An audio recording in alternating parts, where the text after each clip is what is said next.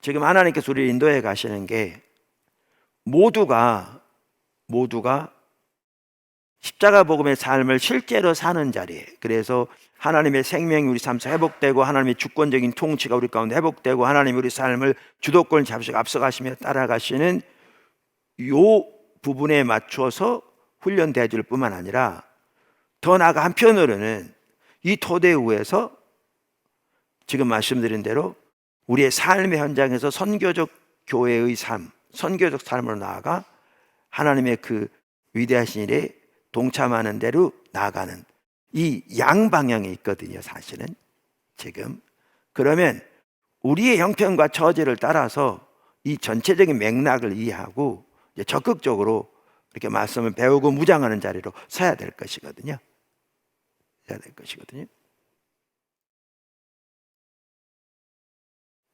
그래서 특별히 하나님의 길에서 이렇게 떠나 있어서 내 삶 속에 하나님의 실제적인 생명에서 함께하지 않는, 성경적인 관점에서 하나님 멀리 떠나 있는 상황에서 돌이켜지려면 이제 그 부분에서 아주 중요한 구절이 역대하 7장 14절입니다. 그럼 역대하 7장 14절은 이렇게 말합니다. 내 이름으로 일컫는 내 백성이 그들의 악한 길에서 떠나 스스로 낮추고 기도하여 내 얼굴을 찾으면 내가 하늘에서 듣고 그들의 죄를 사하고 그들의 땅을 고칠지라. 이 구절이 그 문맥이 중요한데요, 이 구절만 하더라도 어떤 맥락에서 주어진 것이냐, 바로 그 윗절을 보면 나옵니다. 13절. 혹 내가 하늘을 닫고 비를 내리지 아니하거나 혹 메뚜기들에게 토산을 먹게 하거나 혹 전염병이 내 백성 가운데 유행할 때, 이 말은 뭐냐 하면 쭉 위에 읽어보시면 하나님 백성들이 하나님을 떠나 하나님의 길을 버리고 세상의 길을 따라 살며 온갖 우상을 숭배해서 하나님을 등지면, 성경적인 용어로 말하면 하나님을 버리면 하나님의 심판이 오잖아요. 그래서 여기 13절은 하나님의 심판이 그들에게 와 있을 때, 그들이 하나님을 떠나 있을 때 그 얘기죠. 그러면서 읽은 14절은 어떻게 그들이 하나님을 돌이킬 것인가, 하나님께로 돌이킬 것인가, 그걸 말하고 있거든요. 그러니까 14절은 하나님께 돌아가는 길을 말하는 거기도 하고요, 회개에 대해서 말하는 구절이기도 하고요, 하나님을 찾는다는 말이 무슨 말인가를 보여주는 구절이기도 하고요, 그래서 하나님의 부흥을 예비하는 길이기도 하고요, 다양한 면에서 매우 중요한 구절이거든요. 때로는 반복적으로 복습하는 것도 중요하거든요, 전체적인 하나님의 길을 볼 수 있기 위해서. 자, 그러면 이 구절에 보면 하나님께서 우리에게 하라고 하신 네 가지가 뭐냐 하면 이 순서가 중요해요. 첫째는 스스로 겸비하고 혹은 낮추고, 둘째 기도하고, 하나님 얼굴을 찾고 그 악한 길에 떠나는 겁니다.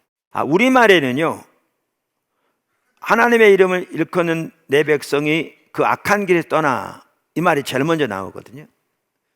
근데 그게 왜 제일 먼저 나오는지 모르겠어요. 원어에 봐도 이게 나중에 나오고요. 그리고 영어 성경 같은 경우는 제가 확인해 본 모든 영어 성경은 다 이렇게 돼 있어요. 왜냐하면 원어가 이렇게 돼 있어요, 히브리 원어가. 그리고 그 순서가 매우 중요해요. 그런데 왜 우리말 성경은 순서를 바꿔서 매우 중요한 순서를 이렇게 하는지는 잘 모르겠어요. 그래서 이 순서대로 돼 있어요, 성경에 보면. 그러면 이렇게 우리가 하면 하나님께서 어떻게 하시겠다고 그랬느냐, 이제 세 가지가 나와요, 그 구절을 보면. 하나는 하나님께서 우리의 기도를 들으시고 우리의 죄를 사하고, 마지막으로 그 땅을 고치겠다. 그 땅을 고치겠다는 말이 무슨 말이에요? 아까 위에 보면 뭐라고 그랬냐면 하나님 심판이 임해서 메뚜기들이 수확을 다 먹어버리고 전염병이 돌 때, 그러니까 이러한 하나님의 심판의 열매들이 우리 삶 속에 있을 때 그 말이잖아요. 그 땅을 고치겠다는 말은 뭐예요? 우리 회복시키시겠다는 말이죠. 다시 하나님이 의도하신 하나님의 생명의 역사가 우리 삶 속에 함께 하겠다, 그 말이에요. 우리 삶 속에 함께 하겠다. 첫째가 뭐라고요? 스스로 겸비하는 것.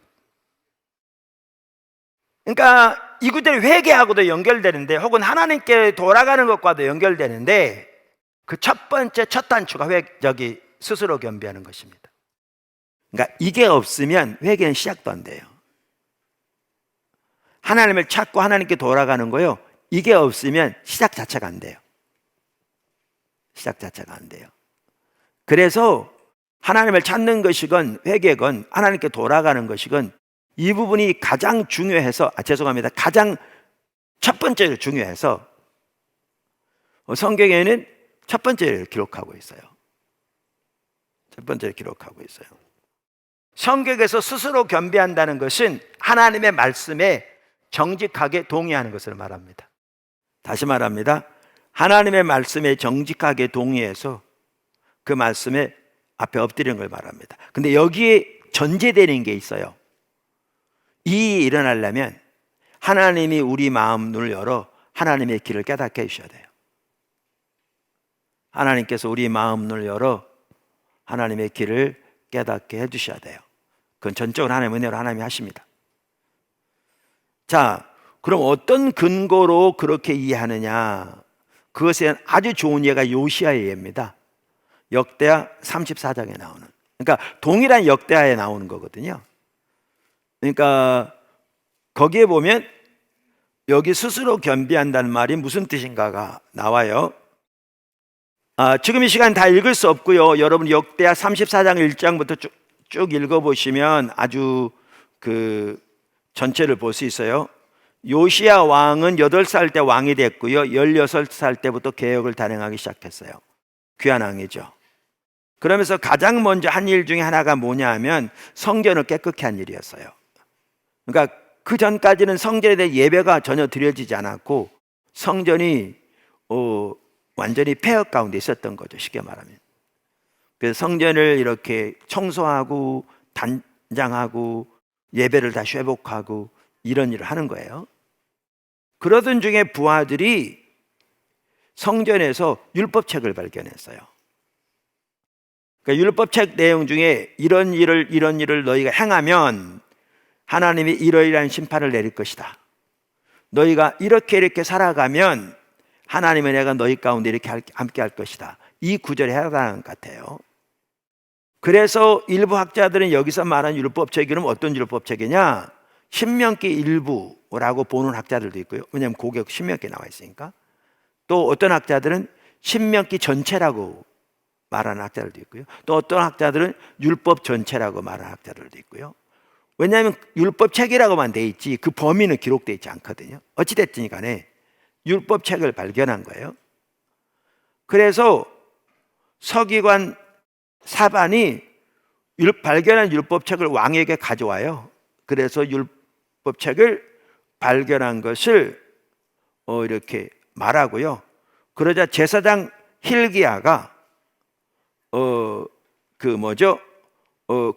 율법책을 주었다고 하면서 그 서기관 사반이 그 율법책 왕 앞에서 읽습니다. 그랬더니 39장 19절 이렇게 말합니다. 34장 19절. 왕이 율법의 말씀을 듣자 곧 자기 옷을 찢더라.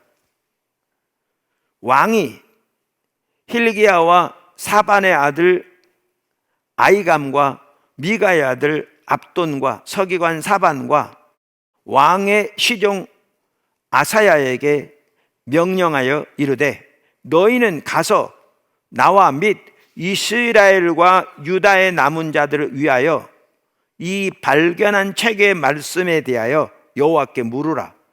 우리 조상들이 여호와의 말씀을 지키지 아니하고 이 책에 기록된 모든 것을 준행하지 아니하였으므로 여호와께서 우리에게 쏟으신 진노가 크도다 하니라.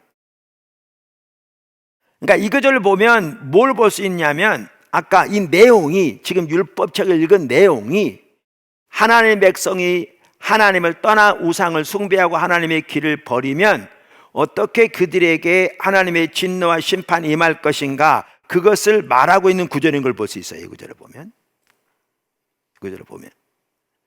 그래서 아까 서기관 사반이 그 성경을 요시 앞에서 읽을 때 뭘 볼 수가 있냐면, 요시야는 이 구절을 보면 명확하게 나오는데, 그 말씀을 들을 때 자기들과, 그러니까 자기 조상들 때부터 자기들이 성경에 기록한 대로 하나님의 법을 떠나 하나님의 말씀을 버려 하나님을 버린 거로, 하나님이 성경에 말씀하신 하나님의 심판이 실제로 자기들의 삶 속에 가득 나타나고 있는 걸 깨달은 거예요. 이걸 깨달았단 말은 뭘 의미하냐면, 이게 영적 분별력을 말하는 거죠. 이건 전적인 하나님의 은혜로 된 것이에요. 이게 딱 깨달아진 거예요. 그랬더니 아까 보면 뭐라고 그랬냐면, 요시야가 옷을 찢고 엎드렸다고 그랬어요. 옷을 찢고. 그리고 여기 보면 이제 제사장부터 시작해서 서기관 등 몇 사람을 선지자에게 보냅니다. 선지자에게. 그 당시 예레미야 선지자가 있었거든요. 근데 예레미야에게 보내지 않고요, 여기에 보면 훌다라는 선지자에게 보내요. 그러니까 제사장들은 하나님의 말씀이 율법을 연구해서 그 하나님의 길을 백성들에게 가르치는 사람들이었고요, 그 시대를 향한 하나님의 마음과 뜻을 전하는 사람들은 선지자들이었어요. 그러니까 선지자에게 사람을 보내서 선지자가 하나님 앞에 나아가 지금 이 말씀에 기록된 대로, 그리고 요시야가 선명히 말씀을 통해 깨달은 이대로 지금 이 시대가 그런 시대인가, 하나님이 그렇게 지금 이 시대의 가운데 향하고 계신가를 물으라는 거예요. 그랬더니 이제 훌다가 하나님 앞에 나갑니다. 그리고 요시야 왕이 보낸 사람들에게 이렇게 얘기합니다. 그게 23절부터 있습니다. 34장 이렇게. 훌다가 그들에게 이르되, 이스라엘 하나님 여호와께서 이같이 말씀하시기를, 너희는 너희를 내게 보낸 사람에게 말하라. 그 사람이 누구죠? 요시야 왕이에요. 그러니까 왕에게 말하라 그 얘기죠. 하시니라, 여호와께서 이같이 말씀하시기를, 내가 이곳과 그 주민에게 재앙을 내리되 곧 유다 왕 앞에서 읽은 책에 기록된 모든 저주대로 하리니. 그러니까 이 말은 뭐냐면, 뭐죠? 그 왕이 본 것이 맞다 그 말이에요. 그대로 하나님께서 요시야 왕이 본 대로 심판을 내리겠다 그 말이에요. 실제로 뭐죠? 그 시대에 얼마 되지 않아서 그 남방 유다가 멸망하고 예루살렘 성전 불타고 이스라엘 백성들 바벨론 포로로 잡혀가거든요. 그러니까 나라가 망해요. 바로 그 직전이에요. 지금 이 상황이. 요시야가 그때 사람이거든요. 저주대로 하리니, 이는 이 백성들이 나를 버리고 다른 신들에게 분향하며 그의 손의 모든 행위로 나의 노여움을 샀음이라. 그러므로 나의 노여움을 이곳에 쏟으며 꺼지지 아니하리라 하라 하셨느니라. 쉽게 말하면 그대로 된다. 지금 하나님 그 일을 지금 하고 있다 그 말이잖아요. 근데 그 다음 절 보세요. 26절. 너희를 보내어 여호와께 묻게 한 유다 왕에게는, 요시야 왕에게는 너희가 이렇게 전하라. 이스라엘 하나님 여호와께서 이같이 말씀하시기를, 내가 들은 말을 의논하건대 내가 이곳과 그 주민을 가리켜 말하는 것을 내가 듣고 마음이 연약하여. 이 말은 연약하다, 약하다 이게 아니고요, 마음이 연하여 그 말이죠. 부드러워, 살과 같이 부드러운. 그러니까 살과 같이 부드럽다니까 그 말도 좀 이해가 덜 되는데, 여러분 살이 이렇게 딱 굳어 있잖아요. 이렇게 어떤, 예를 들면 뭐 맨발 벗고 일을 많이 한 분들을 보면 이 발바닥이 딱딱히 굳어 있잖아요. 그럼 굳어 있는 데는요, 굳은 살에 매겨 있으면 바늘로 찔러도 반응이 없어요. 피도 안 나오고. 근데 일반 살을 바늘로 딱 찌르면 금방 아프죠. 뿐만 아니라 피가 나죠. 이 마음이 연하다는 말은 뭐냐 하면 하나님의 말씀 앞에 바로 반응한 걸 말하는 거예요.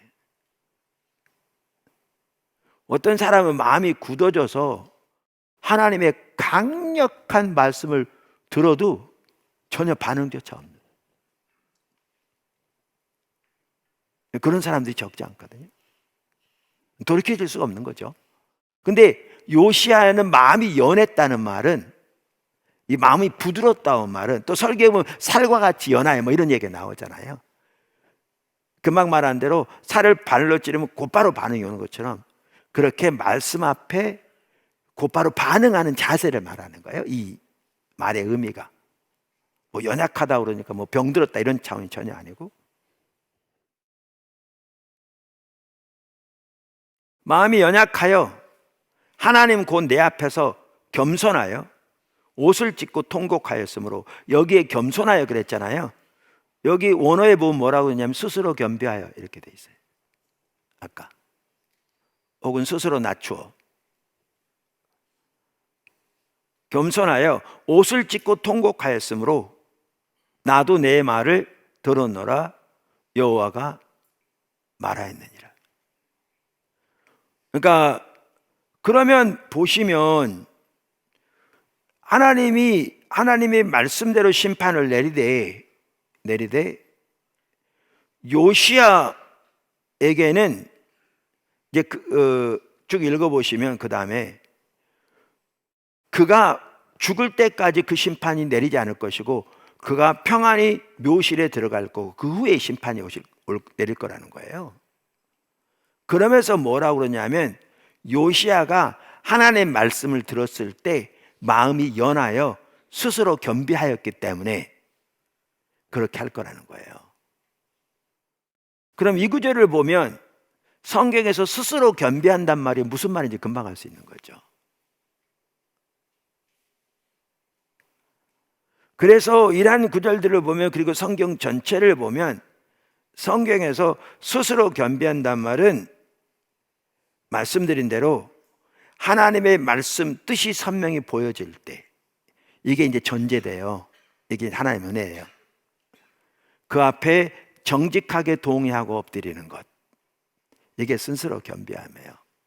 근데 제가 아까 뭐라고 말씀드렸냐면요, 이 자세가 없으면 회개는 시작도 안 돼요. 이 자세가 없으면 하나님을 찾는 것은 시작도 될 수 없어요. 이게 첫 단추라고 그랬잖아요. 이 자세가 없으면 하나님께 돌아가는 것은 시작도 안 돼요. 그 다음에 기도하고, 이 부분이 이제 나중에 살펴보려고 했던 거고요. 그 다음에 하나님의 얼굴을 구하고, 그 다음에 네 번째가 뭡니까? 아까 그 악한 길에 떠나면. 자, 스스로 겸비함으로 시작하거든요. 이게 어떻게 보면 회개, 하나님께 돌아가는 것의 첫 단추예요. 그러면 그 악한 길에 떠나는 것은요, 그 마무리라고 볼 수 있어요. 그 마무리라고 볼 수 있어요.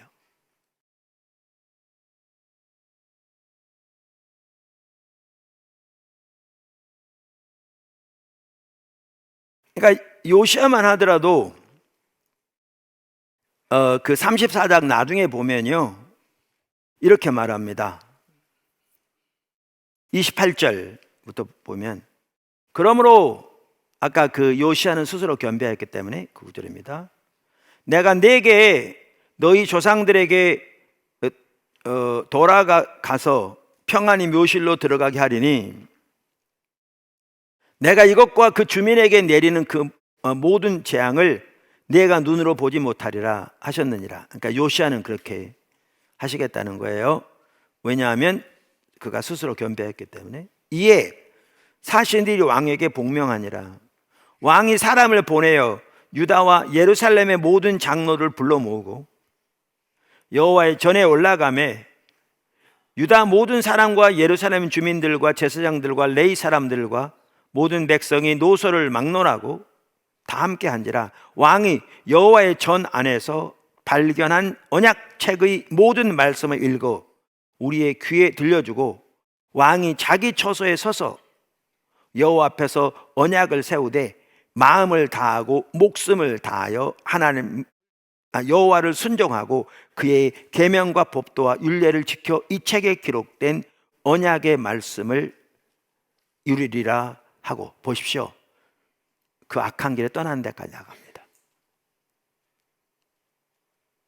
악한 길에 떠나는 데까지 갑니다.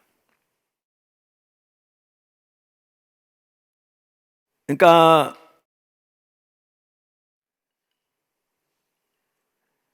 제가 제 1991년 경에 이렇게 하나님의 얼굴을 구하는 사람 하나님께서 근본적으로 돌이켜 주셨다고 그랬잖아요. 제가 나중에 이런 설교들을 쭉 하다 보니까 하나님께서 정확하게 역대하 7장 14절에 나오는 내용들을 제 삶 속에 이루신 것 같더라고요. 그리고 이게 우리 모두가 회복되는데 중요한 것 같더라고요. 성경이 정확하게 그걸 말하고 있거든요. 그럼 제가 여러 번 말했기 때문에 자세히 설명할 필요는 없고 간단히 말씀드리면 이런 거죠. 교회가 그렇지 않은 작은 교회 시험 들어서 성도 반이 교회를 떠나려고 그럴 때 너무 힘들어서 교회에서 금식하면서 기도했다고 그랬잖아요. 저는 지금도 금식 못하는데. 그러더니 하나님께서 하루는 기도 중에 선명히 깨닫게, 그러니까 기도 중에 네가 날 사랑하지 않는구나 그러시면서 선명히 깨닫게 해주신 게, 제가 교회를 세우기 위해서 나름대로 열심히 했거든요. 신실하게. 제 아내도 그렇고 제 아내 열심히 더 뛰어나고.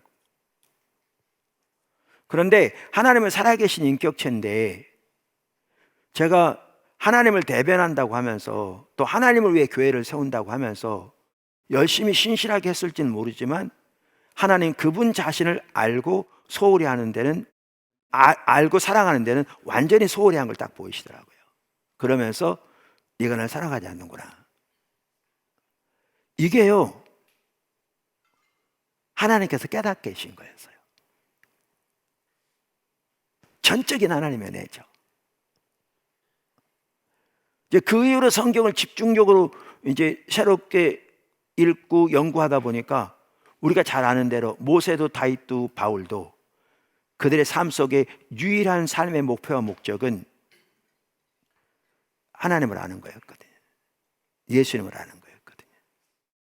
그러니까 이게 성경에서 가장 핵심적인 부분인데 오늘날 이 부분이 너무나 심각하게 가려져 있잖아요. 여러 번 나눴죠. 그런데 그날 하나님께서 전적인 하나님의 은혜로 그걸 선명히 깨닫게 하신 거예요. 그랬더니 제가 여러 번 나눈 대로 제 중심에서 회개가 나오더라고요. 오 하나님, 제가 잘못했습니다. 그러면서 저 같은 경우에 이게 선명히 보여지니까 교회를 성장시키는 모든 노력이 내려지더라고요. 초점이 더 이상 교회 성장에 있지 않았죠. 내가 하나님도 알지 못하면서. 그러면서 목회를 소홀했다는 게 아니라 하나님을 알기를 적극적으로 추구하게 되었죠. 자 보세요. 하나님의 기준이 딱 보여지고 길이 전적인 은혜로, 그러니까 정직하게 동의하고 엎드리는 것, 요게 스스로 겸비함이었어요. 요게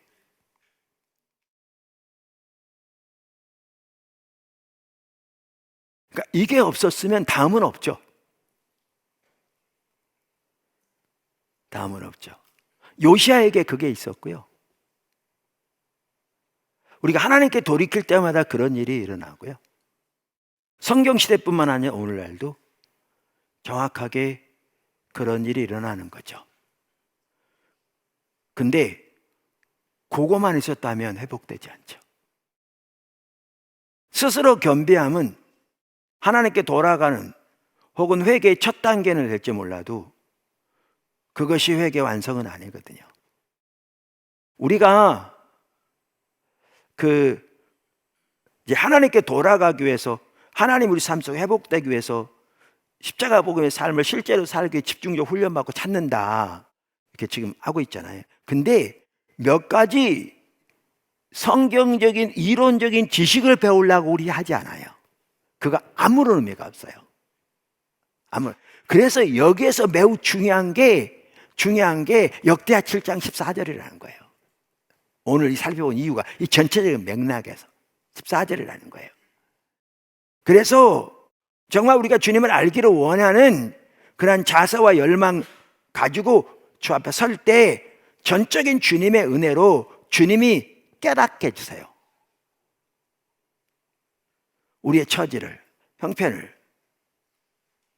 하나님의 길을 보게 하시고 하나님 앞에 참된 신앙을 깨닫게 하시고 그 앞에 비춰진 하나님을 떠난 우리의 모습이 깨닫게 돼요. 그러면 정직하게 동의하고 엎드릴 뿐만 아니라 주님을 집중해서 찾는 가운데, 그러면 온갖 인본적인 수단들, 방법들, 태도들, 자세들, 말들, 행태들, 결정들 드러나게 돼요.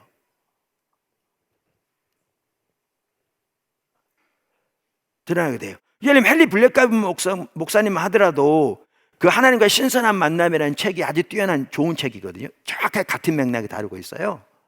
그 책이 하나님의 부흥을 예비하는 길이라는 그 부제가 달렸어요. 부흥과 각성을 예비하는 길. 그런데 거기에 보면 이제 이걸 그분은 우상숭배라고 그래요. 인본주의적인 모든 행태들을 우상숭배라고 표현하고 있는데, 그 공동체적인 회개에 대해서 말하면서 이렇게 써 있어요. 이렇게 써 있어요. 교회가 완전한 회개를 이루려면 죄로부터 돌이켜야 합니다. 이것은 모든 우상을 허물어 부수는 것, 행동 양식의 변화, 전통을 버리는 것, 재산과 물질을 파는 것. 재산과 물질을 파는 게 뭐겠어요? 아니, 내가 돈 벌어서 나 잘 먹고 나 축복받아 나 잘 사는데 너 억울하면 너 열심히 일해, 소위 왜곡된 이해인 거죠. 너 신앙생활 잘해서 복받아 살면 될 거 아니야. 이런 자세들. 그러니까 성경에 보면 너희 부활을 하늘에 쌓아두라고 그랬고, 하늘에 쌓아둔 방법이 헌금과 구제인데,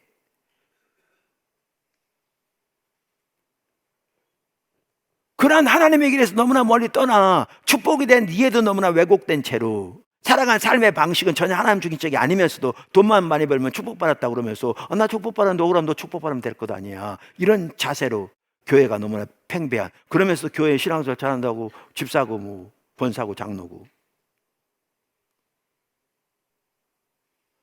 이 말은 그 말이에요. 회개에 대해서 말하면서 재산과 물질을 파는 것, 잘못된 일에 대한 보상, 다른 사람이 잘못한 건 보상하고, 당연히 다른 사람들과 화해 혹은 하나님이 용납한 사람들을 용납하는 일 등을 요구할 수 있습니다. 다음부터 잘할게요 라는 말로는 불충분합니다. 회개는 미래에 대한 약속이 아니라 매일의 삶에서 새로운 삶의 방식이 구현되는 것입니다. 무슨 말 아시죠? 주님을 찾으면 이런 죄들이 보이기 시작해요. 스스로 겸비하고 기도하고 주님의 얼굴 구할 찾으면 이런 죄들이 보이기 시작해요. 아까 말씀드린 대로. 그러면 이 죄로부터 돌이키는 게 그 악한 길에 떠나는 거예요. 근데 이게 한 번만 일어나지 않아요. 우리가 주님을 떠나서로 우리의 삶의 모든 분야가 인본주의적으로 아예 찌들어 있게 돼요. 여기 지금 잠깐 언급한 것처럼.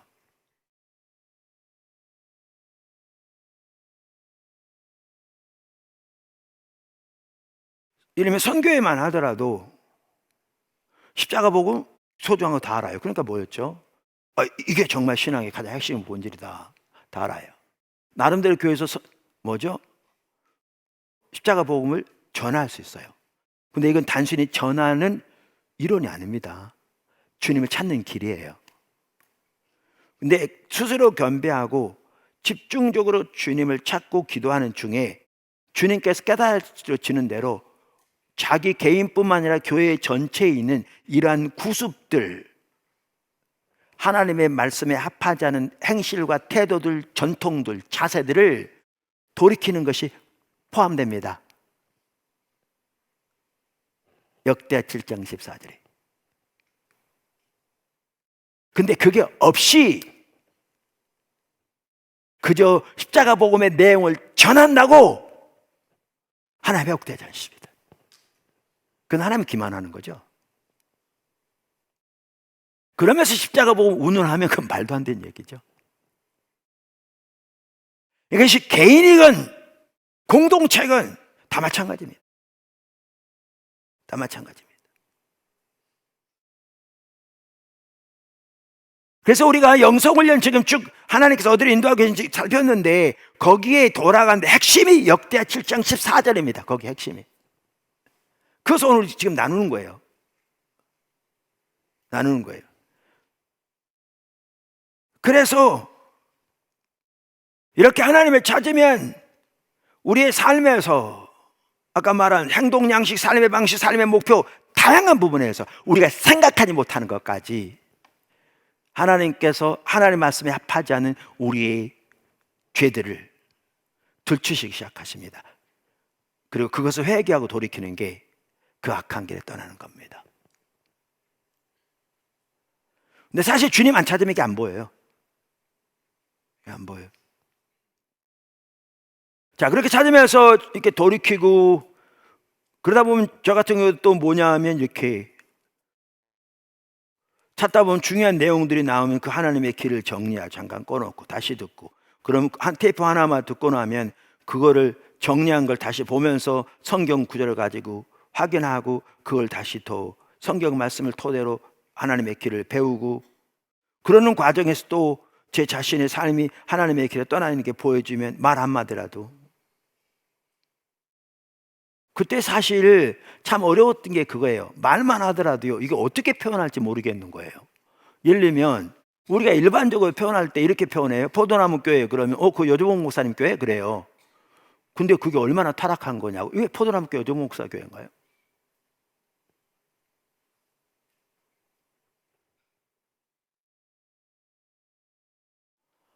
그러니까 그 말 한마디라도 뭐라고 표현하는 게 어려워. 그래서 고민하다가 고민하는 거예요. 그럼 뭐라고 표현해야 되나 이거를. 그래서 이렇게 표현하죠. 제가 섬기는 교회.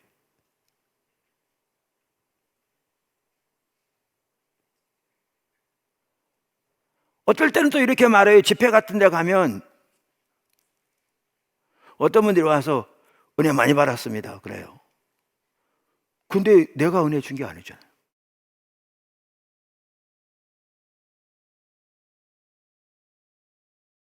하나님이 주신 거잖아요. 근데 어떨 때 그래서 그래요.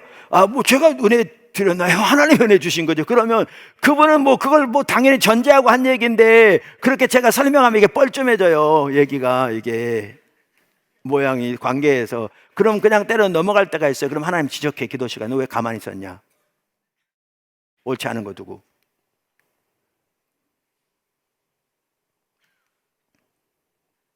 고민해. 그럼 뭐라고 그래야 되나? 그 다음에 이렇게 말해요. 뭐 해봤자 그러면 하나님 하셨습니다. 그러니까 우리의 일반적으로 내려오는 전통 말 한마디 한마디까지 인본주의가 너무너무 가득해요. 근데 주님을 찾으면 이런 죄악들이 드러나요. 개인적으로 공동체적으로.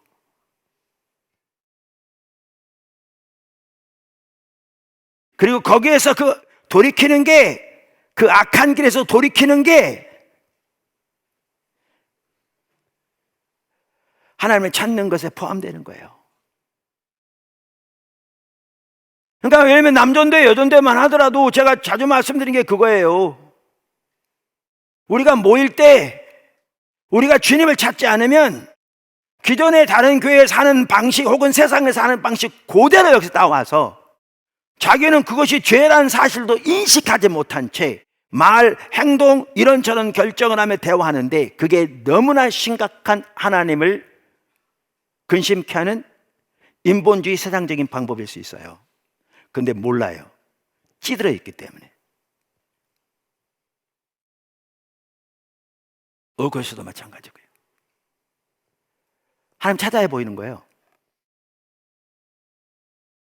근데 우리 각자가 우리의 공동체가 그러니까 모이코스건 교회건 뭐 남전도회 여전도회건 우리 각자뿐만 아니라 하나님을 찾고 하나님이 오셔서 우리를 통치하시고 우리의 삶 속에 실제로 인도해 가시면서 하나님의 실제의 생명의 역사 거기에 가운데 함께 하려면 말씀드린 대로 역대하 7장 14절에 그대로 돼야 돼요. 지금 영성훈련에서 스스로 겸비하고 기도하고 하나님을 찾고 즉 하나님의 얼굴을 구하고 그 악한 길에서 떠나면 여기까지 가야 합니다. 근데 저 개인적 경험을 보면, 근데 성경을 모아도 그건 우리가 볼 수 있는데, 성경 요약도 삼축돼서 그렇지 볼 수 있는데, 그렇게 주님을 찾으면 우리의 악한 길이요 한두 가지가 아니에요.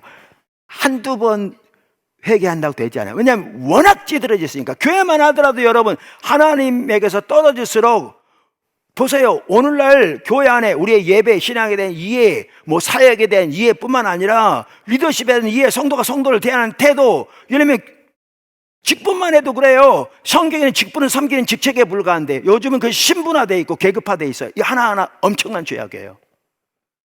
그 상태에 남아있으면서 십자가 복음을 전한다고 그 교회가 하나님의 주권적인 통치를 임재하시며 함께 하신 교회가 될 것 같으세요?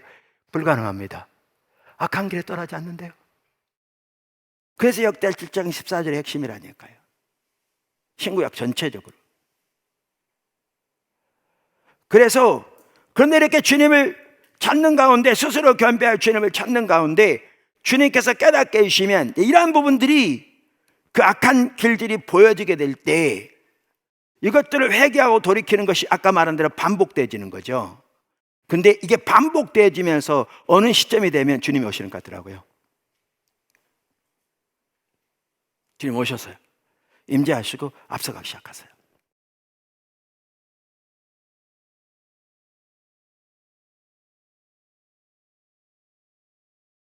그래서 우리가 영성훈련 할 때 한편으로 이렇게 주님께 돌아가는 그 시점에서 우리가 주님을 찾을 때, 십자가 몸의 삶이 우리 삶 속에 지금 모두가 실제적인 경험이 되기 위해서 주님을 찾을 때 우리가 꼭 기억해야 할 중요한 것은 역대하 7장 14절을 기억하셔야 돼요. 이게 그렇게 찾는 길에 성경이 말하는 핵심적인 가치를 담고 있어요. 그렇게 찾으셔야 돼요.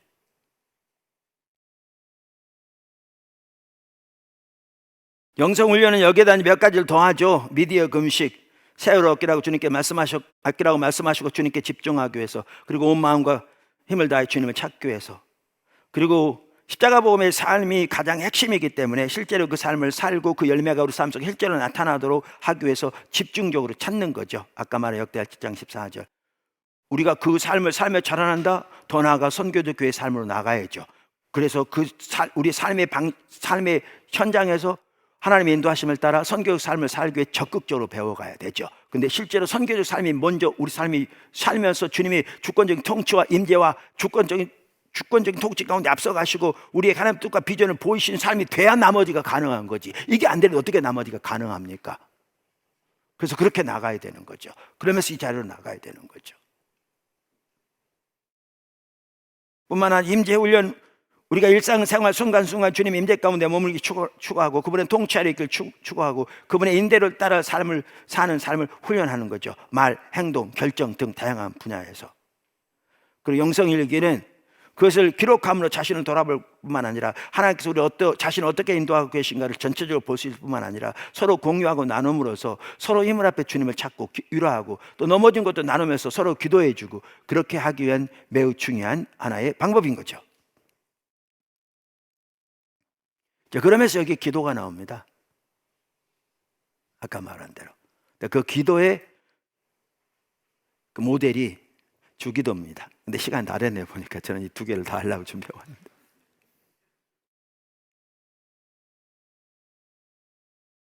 어디로 나가야 할지 보이시죠?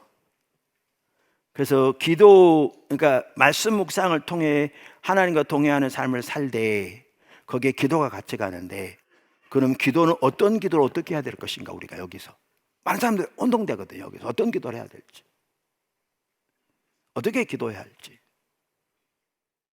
그럴 때 중요한 모델이 지금 주기도인데, 요것만 딱 살펴보면 지금 하나님께서 우리를 인도해 가신 맥락 가운데서 우리가 어떻게 주님을 찾아야 될 것인지, 왜냐하면 이게 기도와 연결되거든요. 당연히 아까 역대하 7장 14절. 그래서 제가 맥락을 먼저 살펴봤는데 시간이 돼서 이건 천상 다음 주로 나눠서 해야 될 것 같아요. 될 것 같은데, 오늘은 이렇게 하나님이 우리를 어떻게 어디로 인도하고 계신가 또렷한 그 맥락 가운데서 철저하게 가장 기본적으로 우리 모두가 십자가 복음의 삶을 살기를 추구해야 되는데, 여기에서 우리가 반드시 기억해야 할 것은 역대하 7장 14절이다. 그것에 맞춰서 우리를 지금 보아야 한다. 왜냐하면 그 구절이 주님께 돌아가는 주님을 찾는 핵심적인 성경적인 기준을 담고 있는 길이기 때문에 그렇다라는 것을 살펴봤습니다. 할렐루야. 그렇게 우리 모두가 주님을 잘 따라갈 수 있기를 주님을 축원합니다.